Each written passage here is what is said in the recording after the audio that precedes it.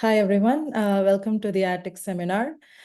This week, our speaker is Mitali Bafna, who is a postdoc at MIT. She has several cool works in high-dimensional expanders. Today, she'll talk about her most recent work on constructing constant degree direct product clusters. Over to Mitali. Okay, thanks, Santoshni, for the invitation. And today I'll talk about this two joint works, one with Dor and one with Dor and Noam. Feel free to interrupt me with questions. Okay, so why look at these objects called direct product testers? The main motivation comes from the area of probabilistically checkable proofs. So what are these? So we know that SAT is NP hard. So it's hard to distinguish satisfiable instances from unsatisfiable instances. And the PCP theorem in the 90s showed that, in fact, it's even NP hard to approximate. So it showed a reduction from SAT to an approximate version of SAT, which says that it's hard to distinguish satisfiable instances from instances that are far from satisfiable. And this is a main procedure involved in this is called hardness amplification. So let's look at what is one instance of hardness amplification. So suppose you have a linear system on like a three-variate linear system, and you are given the promise that it is fully satisfiable, or at most half plus epsilon fraction equations are satisfied by any assignment. So how can someone, a prover, convince you that it is actually satisfiable? A natural way would just to give an assignment to the variables. So let's say the assignment assigns x1 to pi1, x2 to pi2, and so on. So these are just bits.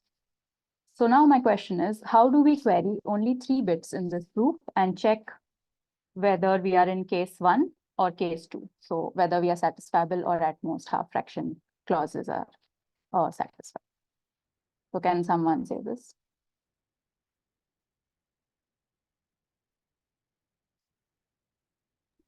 You mean you can query a random, if you query a random constraint, in one case, it's going to be always satisfiable, and another case with probability at most half plus epsilon or something, you can satisfy it. Yeah, exactly. So this is very simple. We just pick a random clause and then we query 3 bits in the proof. But this gives us a guarantee that when it's in the second case, we are wrong with probability half. So we want to naturally amplify this error or decrease this error probability to, let's say, 1 by 2 to the k.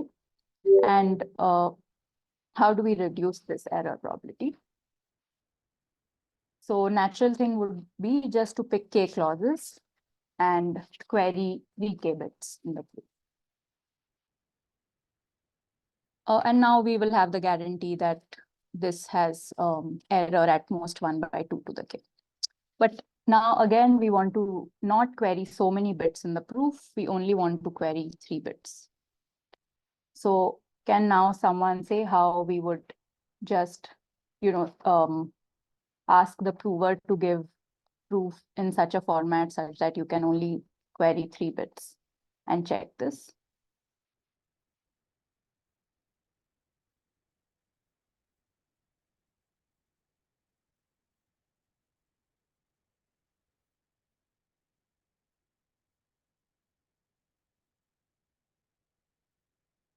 Okay, so you can just do something simple. Ask the prover to give you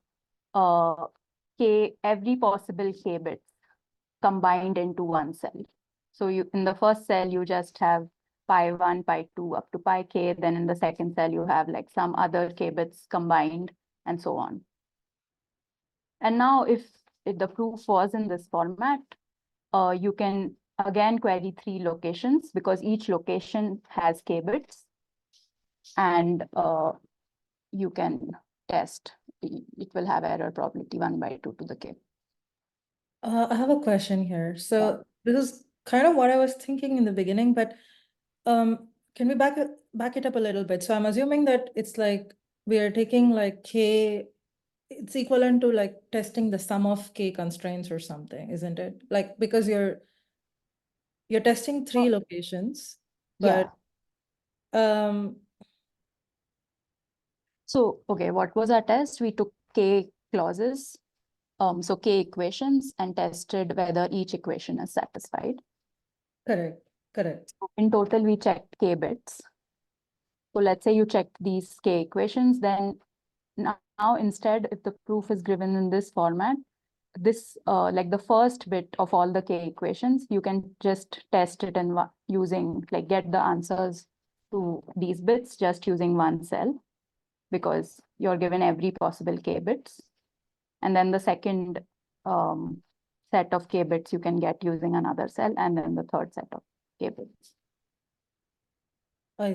Oh, wait. Oh, so each is like you give the whole set. Yeah, so for each cell here gives k bits. Oh, okay. So when you said reduce queries to 3, I somehow assumed that you're still keeping information. Like, I thought each query should return a single bit, and that's No. why So we ask the prover to give the proof in this format. so you're Where returning more bits every query. yeah, the prover gives a longer proof. So the prover gives the n to the k size proof. Sounds good. Yeah, thanks. So now there are two issues with this. One issue is that we've blown up the size. Instead of giving an n size proof, the prover is giving an n to the k size proof. And the second is that we do not know that the prover will actually give this format, where this green string is actually pi restricted to some set, pi restricted to some other set, and so on. And this led to Goldreich-Safra to define the direct product code. So now let's introduce the direct product test. And I will start with this, then mention some prior results, go to our result, and then give some proof overview. Okay, so let's start with the direct product code. So direct product encoding takes a function on n bits and writes down all its restrictions on all possible subsets of the universe n. So here we initially had the function pi. Here I have the function f, and we write down all its restrictions on all sets. So each entry here is some k-size subset of the universe, and it's supposed to contain f restricted to t. And the natural question here is, given such a arbitrary green table, can we locally test whether this table is close to the direct product encoding for some function? Okay, so the natural test we can do is just to pick a random set of size k over 2, and then query two subsets Ti, Tj, which are supersets of S. So they both Ti and Tj intersect in have S as common. And what you can do is that you just test if G Ti restricted to S is equal to G Tj restricted to S. And this is the case if it truly was a direct product. So we have completeness in the sense that if G was a direct product encoding of some function, then this test passes with probability 1.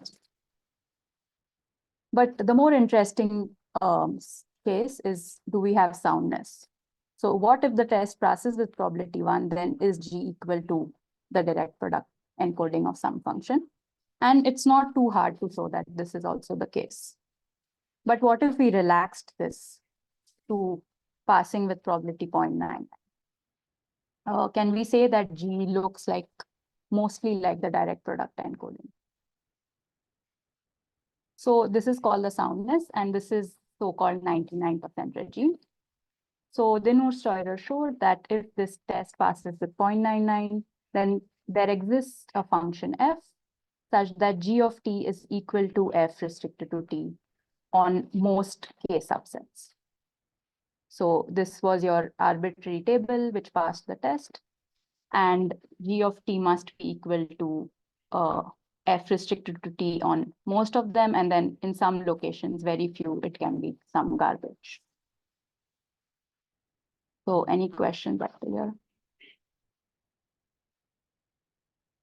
Okay, so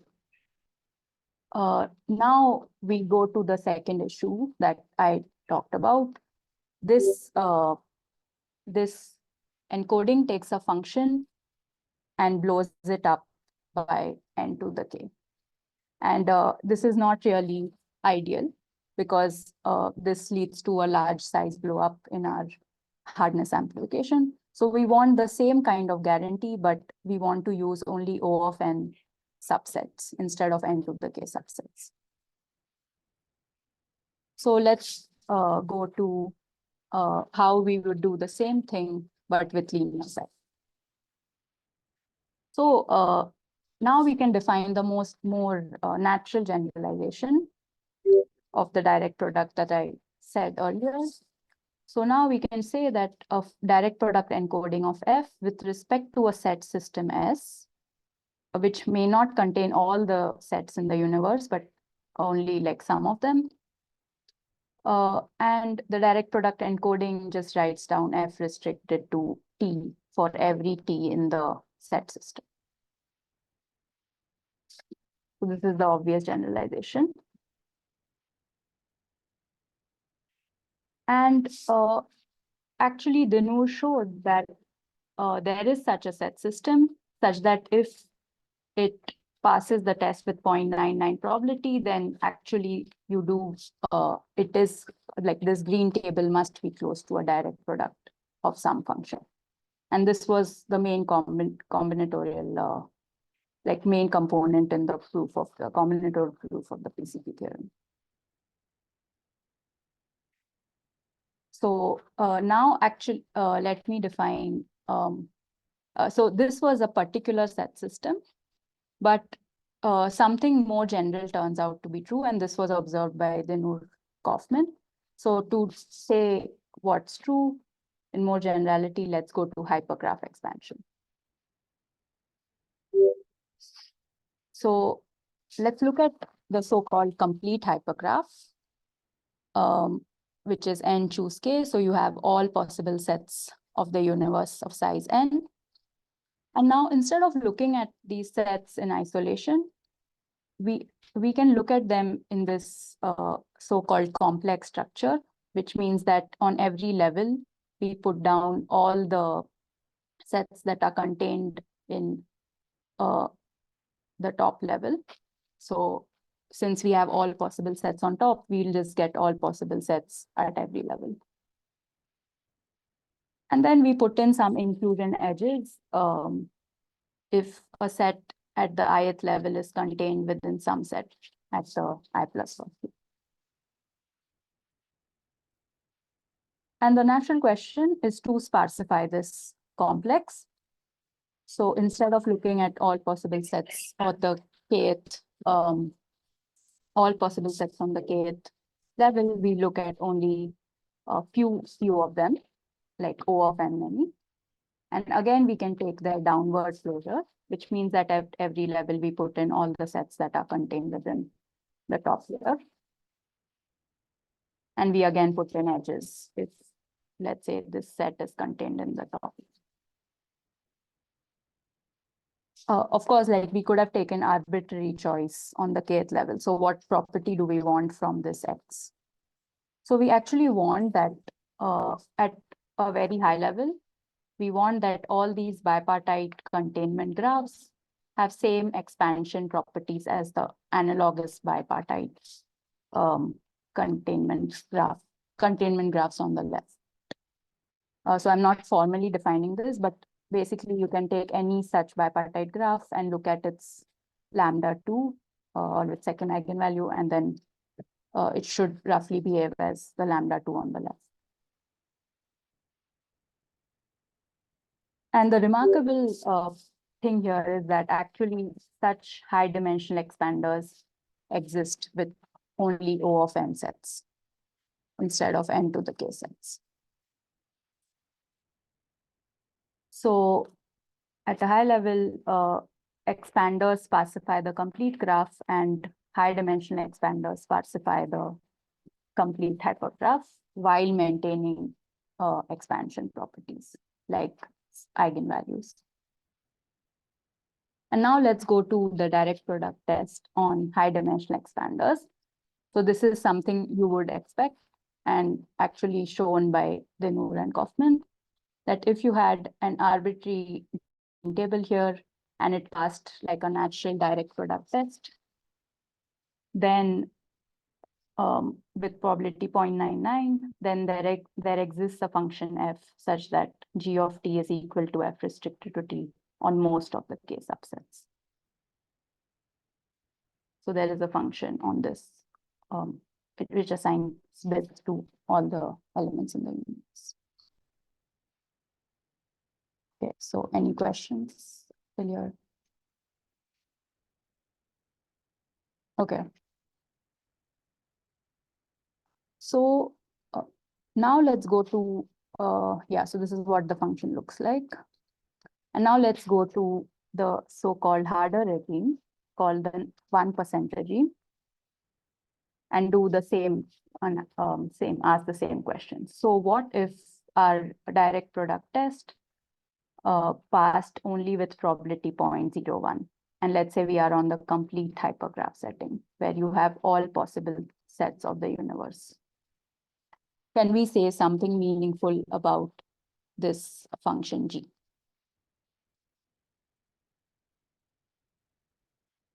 So Denur Goldenberg showed that if g passes this test with probability 0.01, then indeed there exists an f such that g of t is almost equal to f restricted to t on a noticeable fraction of the k sets. So let me say a bit about why this is like a harder, significantly harder regime than the 99%. This is because actually g could be on some part of the domain, it could be equal to one function, like the restrictions of one function. And on some other part, it could be the restriction of f2 and so on. And the test, and you could have, let's say, 100 such functions, and the test would still pass with probability 0.01. So we are in the so-called list decoding regime. So even in this regime, they are able to show that basically G must be equal to the structure you would expect. That on some part of the domain, it's F1 restricted to the sets, on some part it's F2 and so on. And this is the only way you can pass the test. Mitali, can you give a little bit motivation about like why this kind of regime is like interesting? Yeah, so actually this is the regime which we want in this hardness amplification, because we want to say that if our test passes with probability 0.01, then our direct product actually looks like this. And then we can test the clauses, like then we can actually. Okay. Right. In the hardness amplification we discussed on the first slide. So this is the regime of interest there. So at a high level to get PCPs with soundness 0.1.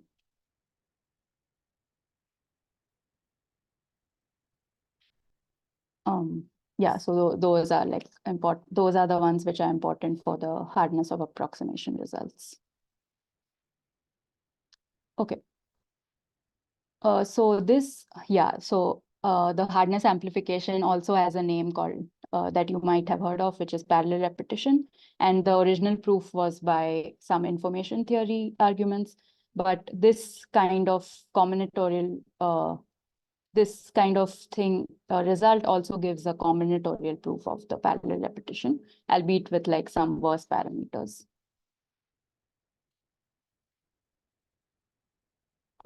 Okay, so now let's go ask the same question. Can we have the same soundness, but use only O of n sets instead of n to the k?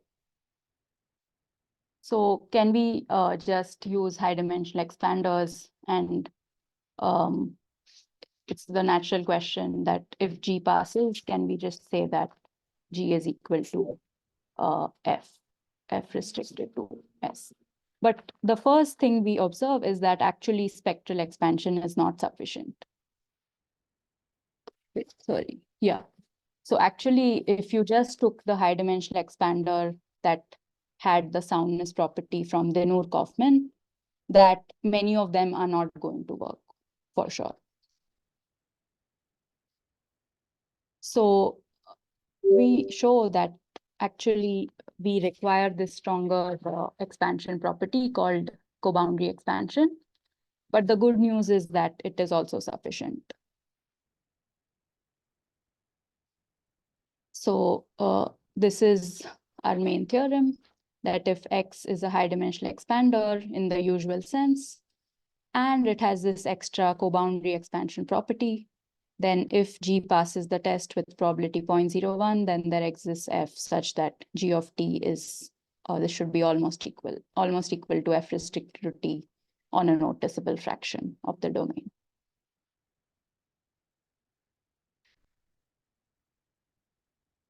Yeah, so G must be of this format. And the question here is, what if these kind of objects don't exist? Then what would? Then this theorem won't give anything. But thankfully, they do exist. So Chapman and Lubotsky actually constructed sparse, so only O of n, so you have only O of n sets. So sparse two-dimensional co-boundary expanders over some field. And then we are able to use their construction and show that it has good parameters, etc., to get the kind of co-boundary expanders we want for our theorem. And this implies direct product testers in low soundness regime. So yeah, before I go to the proof of, I won't discuss any details about this construction, but I'll give some proof overview of the theorem that I just showed. Oops. Yeah, sorry, this theorem. That how does these abstract properties imply direct product testing? So before I go to proofs, are there any questions?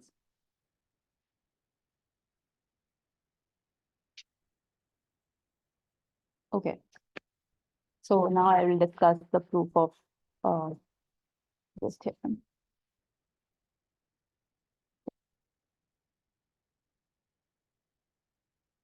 Let me go to the board.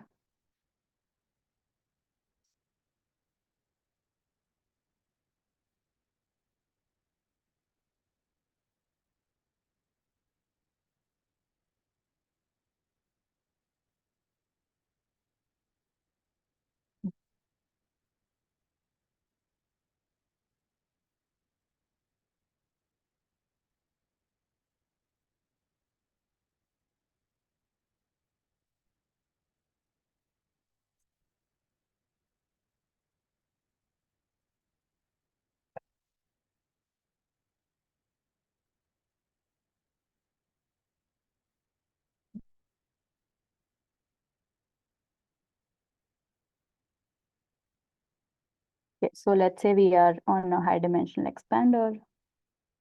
It has some sets at the dth level. It doesn't matter how many sets now. We just assume that it has this spectral expansion. And then I haven't told you what co-boundary expansion is, but I will come to that definition soon. So we have some sets at the dth level, some sets at the d-1 level, and so on. And the property we will use is that every at the d-1 level, you have all possible downward closure of the sets on top, and so on. Okay, so let's see what the direct product test is first. So that direct product test does the following. It picks a random set on top. So let's say the set is 1 to D. And then our function is on the kth level. So here we have a k-bit string for each set. And what we do is that we look at all the sets that are contained in the D set, and we pick just two sets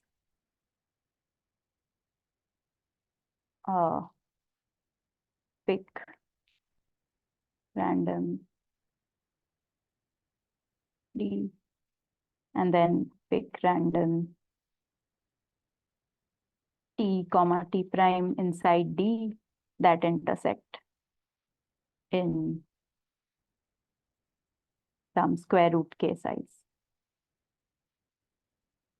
And then we just check if f of t is restricted to this intersection is equal to f of t prime restricted to the intersection.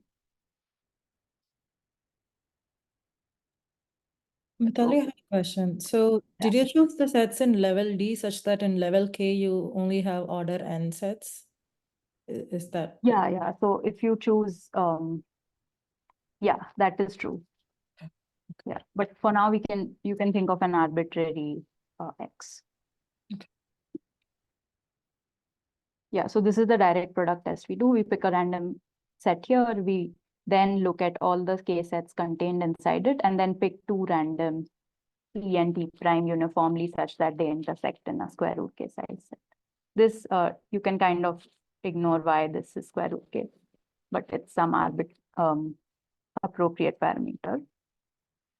And then we just test if f of t is equal to f of t prime on the intersection.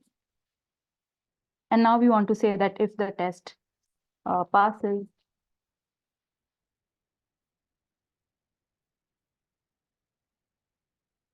with probability 0.01, then there exists f such that f of t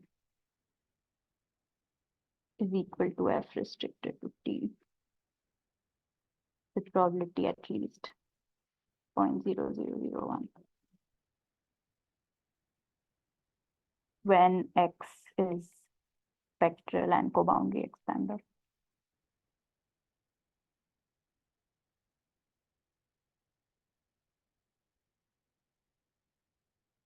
Okay, so what's the first thing that we do?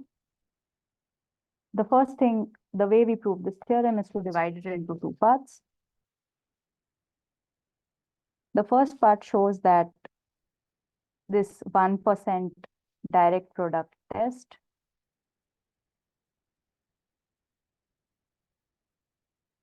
passing actually implies that some list agreement test that I will soon define passes with probability 0.99. So in some sense, we've reduced this 1% problem to a 99% problem. And then we can solve the list agreement problem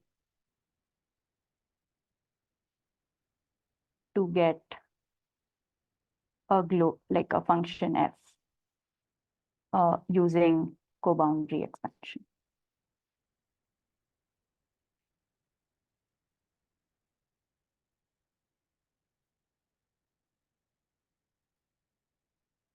So this is the high level plan. Let's call this A and B. So let me give an idea of A.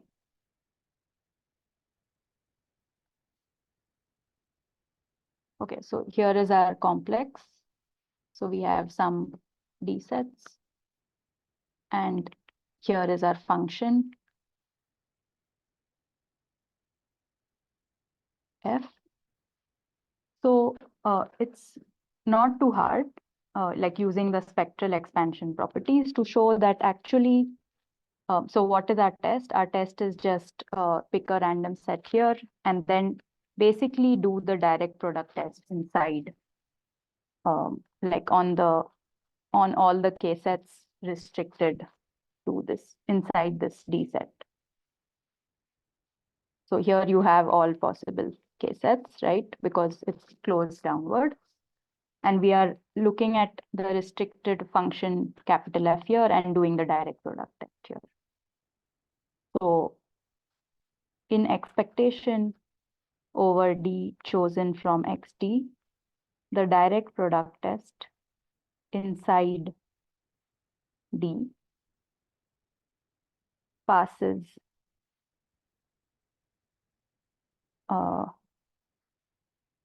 yeah, the probability, sorry, in expectation, the probability that the direct product test inside D passes, this we know is at least 0.01.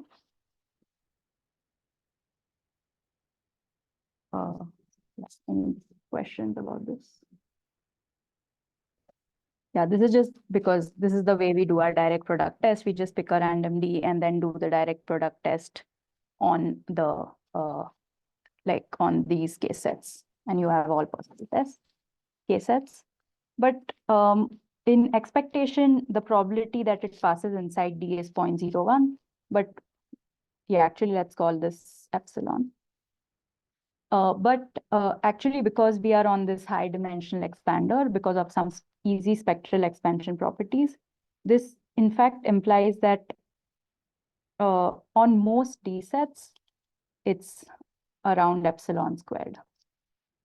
So in expectation, it's at least epsilon, but actually it's like around epsilon always.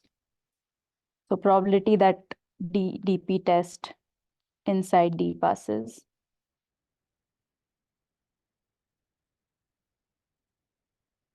is at least epsilon square for most D, for like 99% fraction of the Ds.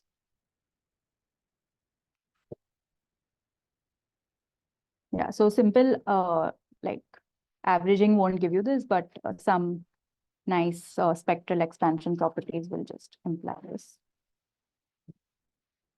Okay, but now this is very good. So actually, let's just imagine this is just true for all D for today.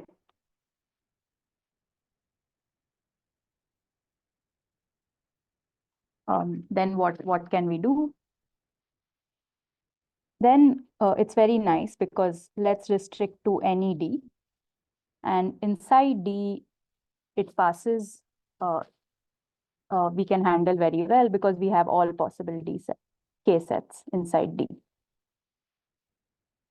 So we have, because it's a downward close, we have all possible K sets. And we know that direct product test passes with probability epsilon squared. So now we can apply the theorem on the complete hypergraphs. So this implies that there exists a function, let's just call it, there exists a function fd for which f of k is equal to fd for epsilon square fraction of k. So I said that we will reduce to some kind of list problem. So how would we, so we want to actually, instead of getting one function, we want to get a list associated to a D set. So what would be a natural way to get a list instead of one function? Just to do list decoding. So we get one function which passes, for which, so we get like here, it's equal to fd. Let's say on this part of the domain. And to get a list, we just repeat the same argument and get another function on this part of the domain and get another function here, and maybe you have some garbage here. So we get a list LD of functions f from D to 0, 1, such that each function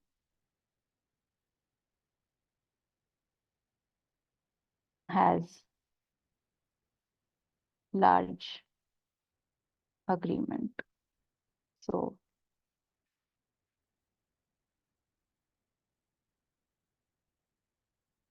each function in the list satisfies that probability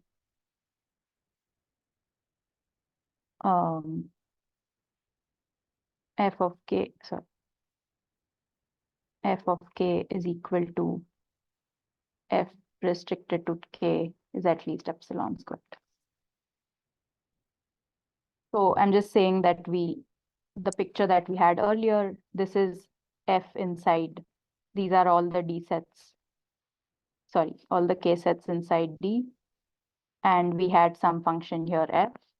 And this f must be of this form, that on this part of the domain, it's equal to f1. On this other part, it's equal to f2, and so on. And then here you may have some garbage. And the list is just composed of f1, f2, and so on. So finally, we have the property that the list is small. Size equals something like 1 over epsilon squared. It contains functions that have large agreement.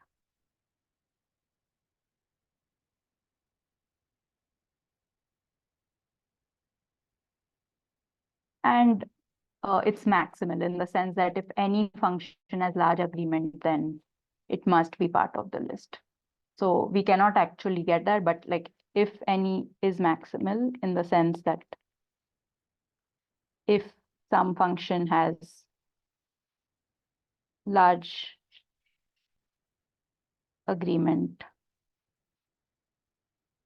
then it is close to some f in the list.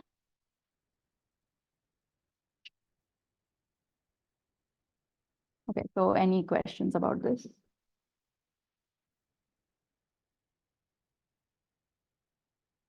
Okay, so now what we have is the following. Mitali? Yeah. Just a technical question. When you say a function in large agreement is close to some element of the list, Yeah. closeness should I think of as 0.01 or some function of epsilon, or it doesn't matter? Yeah, it is some function of epsilon. Like these things get a bit hairy because this direct product function is not a code. Like it does not have distance. So yeah, you have to set up this closeness, etc. appropriate. Yeah. But for today, you can just imagine that there are unique functions, f1, f2, and so on, such that each of them has large agreement and they are far from each other.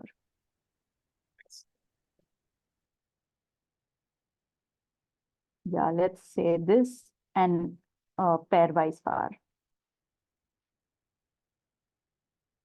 It's basically the obvious thing you would expect, except that the actual details become a bit heavy. Okay, so what we have now is that we have the complex. On each D thing, we have a list of functions.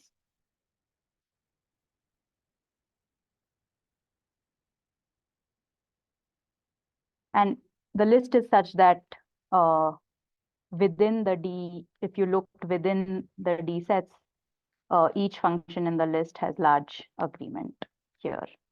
And then each function here has large agreement here, so on. Okay, so now the thing we want to show is that actually these lists are consistent with each other. Like it's not like this list has no relation to this list. We can actually show that the list of D is equal to like if you picked a D over 2 set where D and D prime have some intersection, then the list of D is equal to the list of D prime on the intersection.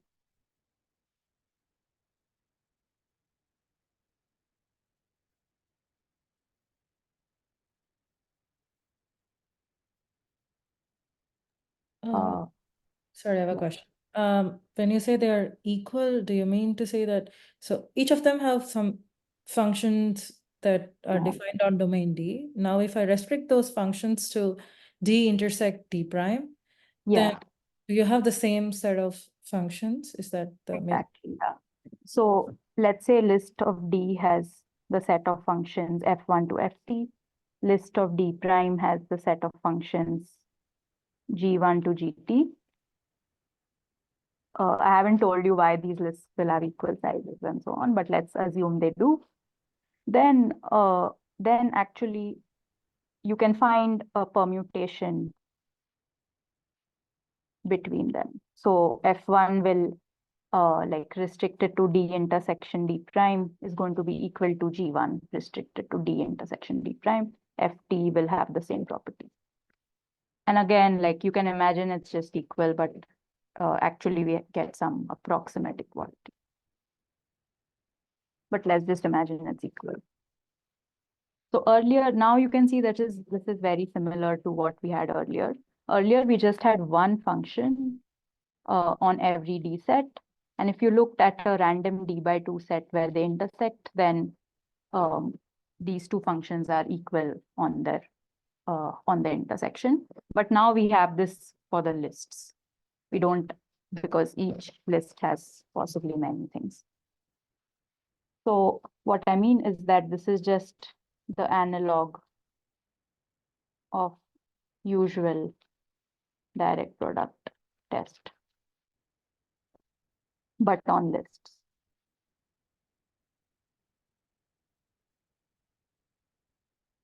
So this holds with probability 0.99. So the usual direct product test, if each list was of size 1, then this list being equal with probability 0.99 would just imply that that the direct product test is passing with probability 0.99. But here we have this additional complication that instead of each list being of size 1, we have could be of size 2 or more. But this is a good observation because now the observation is the following. Suppose we can pick one element from every list, one function from every list, such that F restricted to D intersection D prime is equal to F prime restricted to D intersection D prime. Let's say F is the element I picked from list of D and F prime is the element I picked from list of D prime. And suppose this is equal with probability 0.99. Then this is just the usual direct product test, right?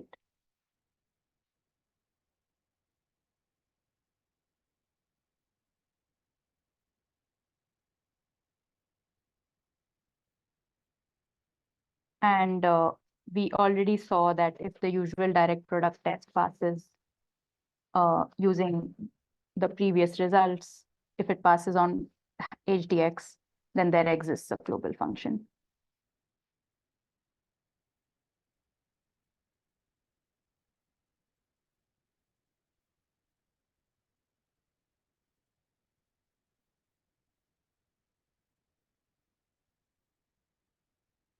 So what we've said here is that we have a list, but if we could somehow pick one element from every list such that this matching is satisfied on the intersection. So now between every list, you have a matching, right?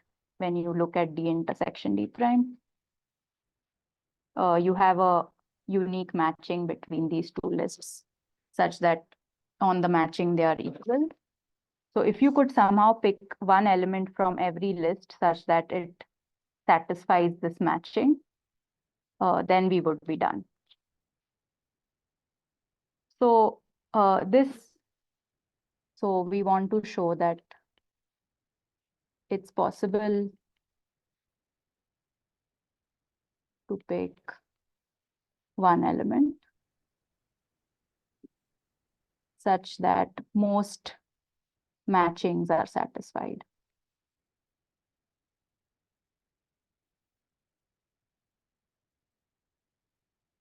So what do I mean from that? Like, you look at the graph where you have vertices given by D sets, and between and you put in an edge if they intersect in D/2. They have an edge if they intersect in D/2, and you have a you put in a permutation, if a permutation which is the matching between the lists that you have, and you want to show that actually there is a way to pick one, like to pick one element, like assign one element in the, let's say, the size of the list as well. There's one way to pick like I, J, etc., such that all the permutations are satisfied.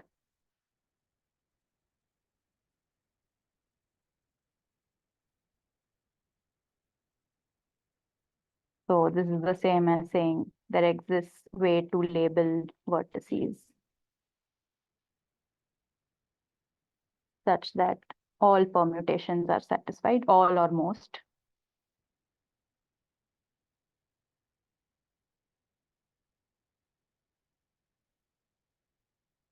And does anyone want to guess what this CSP is? Like, this is a constraint satisfaction problem because you have some constraints on the edges and you want to pick assignment to the vertices that satisfies these constraints.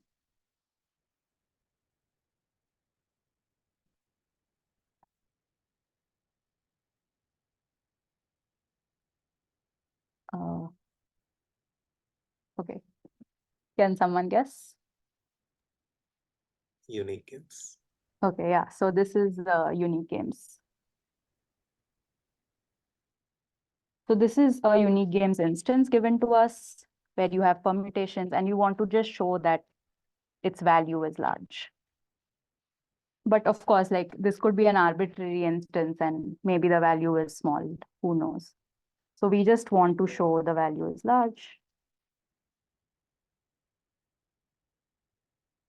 But how would we do that?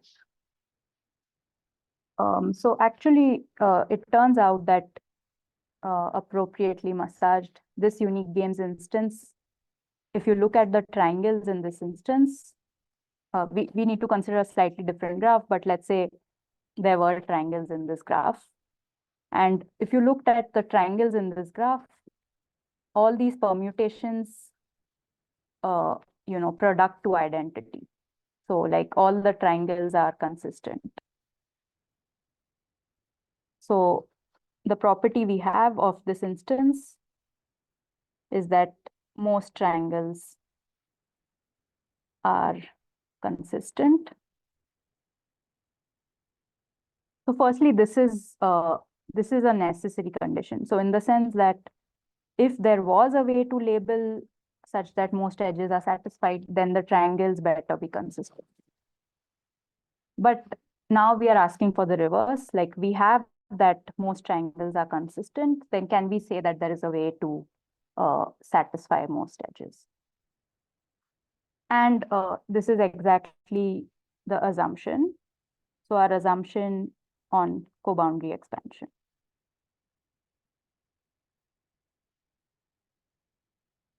At a high level, this says the exact thing that we want for free.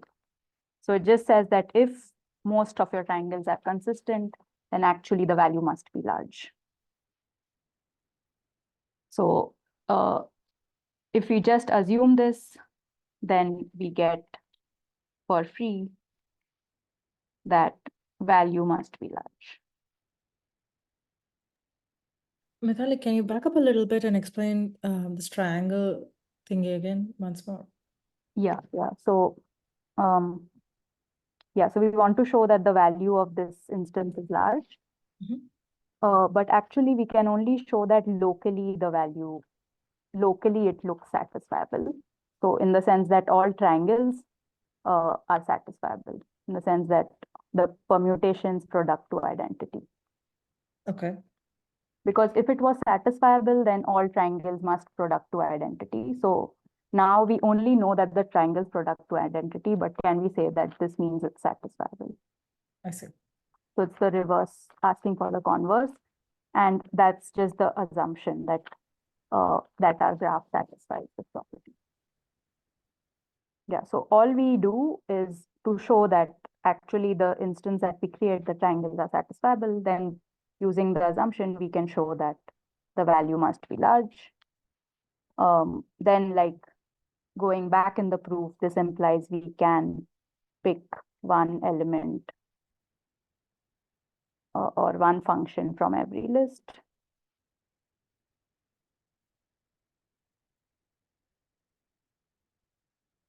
All these functions, they satisfy the matching. So all these functions are consistent with each other.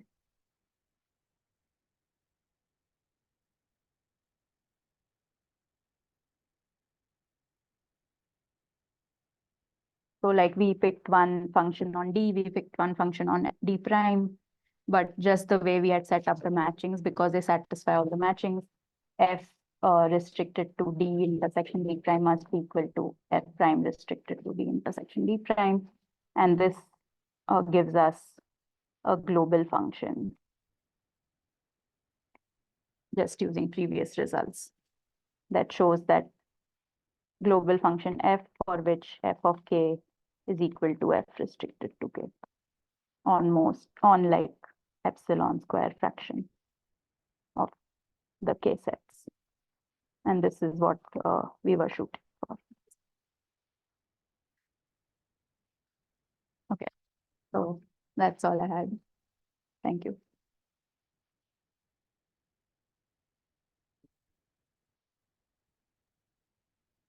Thank you, Mitali. I'll stop the recording now. Okay.